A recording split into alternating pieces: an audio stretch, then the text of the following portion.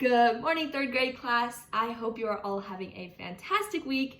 It is Thursday, which means the weekend is just around the corner. But for today, we have a really special and fun art project that we are going to all complete together.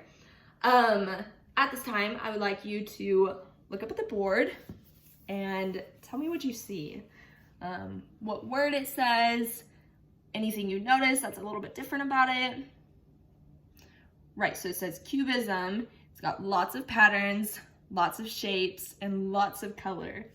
So Cubism is a special art form, and today we are going to be working on this art subject. But before we really get into that, I wanted to show you a quick video that's going to give you kind of just overall cap of what Cubism is and how we can use it in our life, and the artist who really took this art form and ran with it. As I get this video ready, I want you all to make sure your listening ears are on and make sure that you're ready to pay attention. I will have a couple of quick questions after the video is over. Nothing that I'm going to grade you on, but I do want you to have just an overall idea of what the video means, just so that we can continue on and really go full force on this art project. Let me make sure sound is on. And I will rewind it. Okay.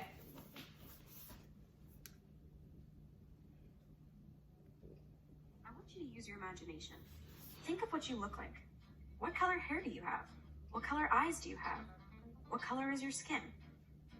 Keep that image in your head. Now I want you to think about your favorite color. And think about it as your hair. Now imagine your face made out of different shapes. Now open your eyes. We're going to go on a little trip, and we're going to take a flight. We're going to fly here from California all the way to Paris, France. That's in Europe. And we're going to see where this art came from.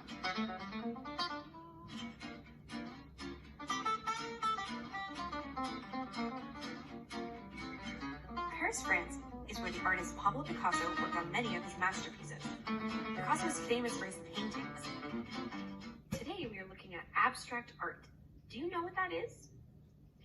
Realistic art is what looks like the things that we see in the real world, just like looking through a window or at a photograph. Now, abstract art is different, very different. Abstract art uses your imagination to create it and to understand it. Colors, shapes, and lines in the art can be however you feel like creating them. You could be painting a tree, and the leaves could be purple. Now look at these two pictures of people. These are called portraits. One is realistic, and one is abstract. Which one do you think is abstract? The portrait on the left of President Obama is realistic. The one on the right is abstract. Look at the different colors and shapes. This is a painting by Pablo Picasso. Picasso created a new style of abstract art. It was called Cubism. Cubism is a style of art that uses lots of shapes and interesting colors to show ordinary objects. You can still recognize the shapes in the artwork as what they are, but they can look like they are made of squares, triangles, or rectangles. Oftentimes, the artwork looks like it's kind of flat. The colors that are used are chosen to create a certain feeling or mood. Check out this Cubist painting that Picasso created. Look very close. What do you see? Do you see any shapes? People? What do you think the painting is called? You can pause it and take a look. This painting is called The Three Musicians. As you can see, there are 3 people in it. The people are made out of simple shapes. These 3 people are holding 3 instruments. The one on the left is a clarinet player. In the middle, it's a guitar player. And on the right, a singer is holding sheet music. These 3 people are said to be Picasso and his 2 friends making music. On the floor, you can even spot a dog under the table.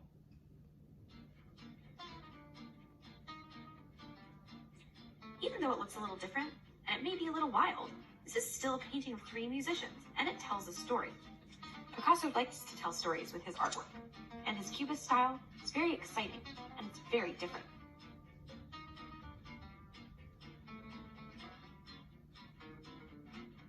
I also like to show people in different colors. A person's skin may be made of many different colors, and it could tell how they were feeling. When you see different colors, you can have different feelings. So red might show that you're angry, or maybe you could be excited. Blue might be sad or relaxed. Yellow could be happy. How do you think of this art? We may want to call it weird or strange, but it's just because it's different and wild and special. We need to be excited about that, because if everything was the same, we would all be bored. Okay. So, like I said, that was a short little video. Hopefully it wasn't too long. Hopefully you're not too bored. I have some quick questions for you. The first one is, what is the difference between abstract art and realism art? They did say this in the video, so I hope you were paying attention. Yes, abstract art is a little bit different. It's wild. Shapes and colors are not quite like the real world. And then realism is pretty much like a picture image of what it would be like in real life. Who created Cubism? Pablo Picasso, exactly. So this is the artist that we have like kind of looked into at this point.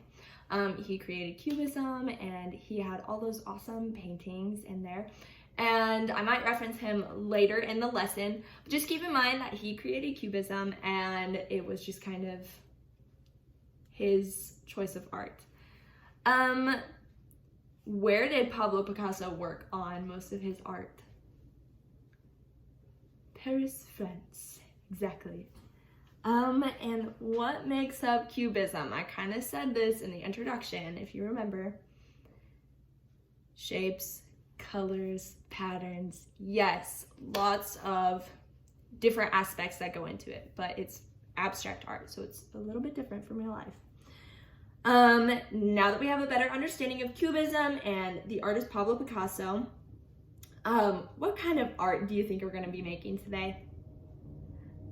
Absolutely, we are going to be making a self-portrait of either, I guess, ourselves if it is a self-portrait, or I'm going to give you the option to choose somebody important in your life, somebody that's left an impact on you that you would like to draw.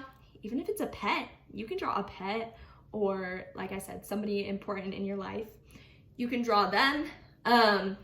What I want to emphasize is that they are going to be in a Cubism fashion today.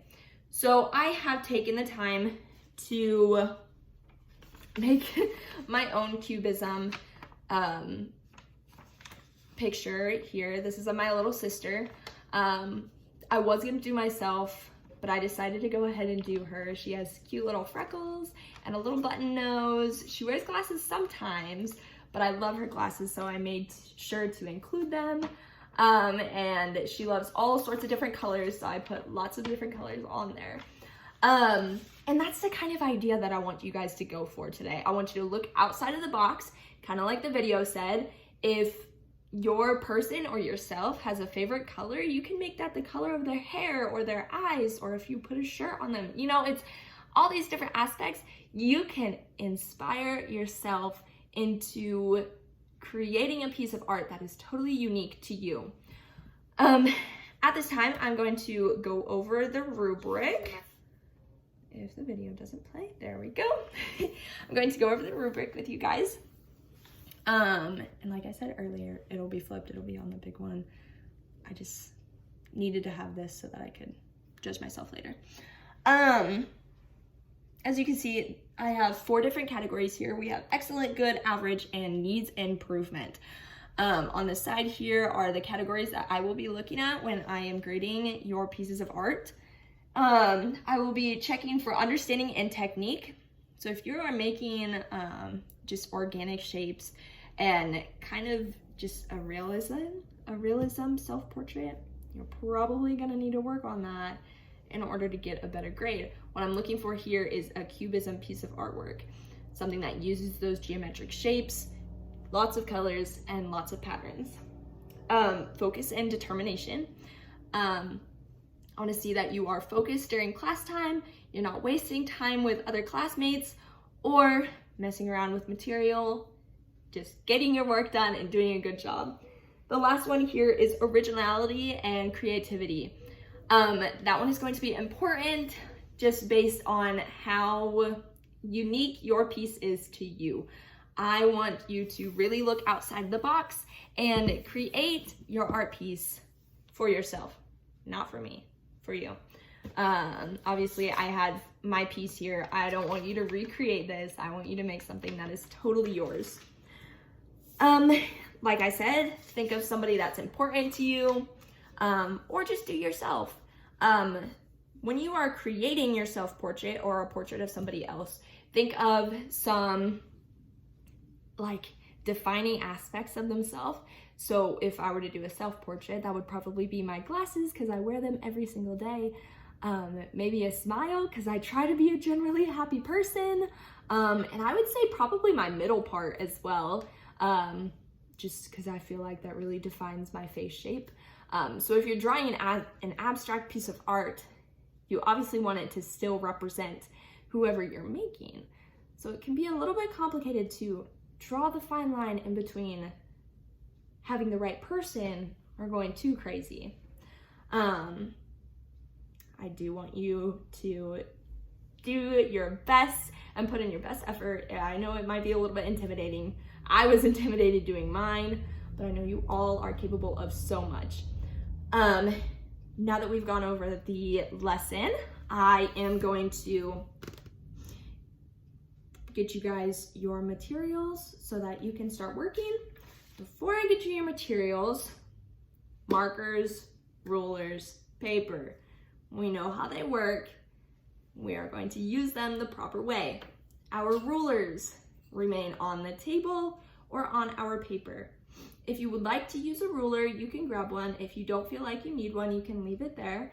I did not use a ruler for my project, but I wanted to have them there if you wanted to make sure that your lines were extra straight. So we are going to have rulers. Like I said, they are not for hitting your classmate. They are not for hitting the table or spinning around in the air. If you are not using them, they stay on your table. Markers are super fun and super colorful, but that color needs to go on your white paper so that you can draw your amazing picture. It does not need to go on your friend. It does not need to go on the desk. And we definitely do not want to be breaking or destroying any material. Now that we've gone over those rules, I'm gonna just dismiss you by table. So we'll have this first table come up. You can grab your paper, whatever color markers you want, and make sure you have a black marker so you can outline, and a ruler if you would like it. So then I would have all of them get up and get their stuff. I would also make sure that they know they can get up and trade out colors if they need more. Cubism is a very colorful project, so they would need to be able to go and get different colors if they need them. I would give them probably like 10 to 15 minutes to get this done. And then I would go to conclusion, which is now. So now that you all have completed your most crazy portrait of yourself or a loved one, even a pet, I want you each to tell me at least one special thing about your picture. I can start with mine, and then we can go around the class. I'll point somebody out.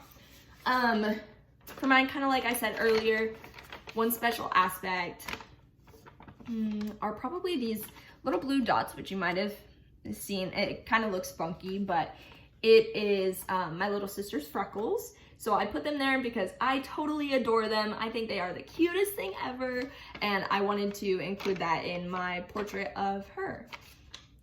So then I would have each person share at least one special thing that they put in, whether that was a color, a shape that they included, or just like a special aspect, kind of like I showed with the freckles.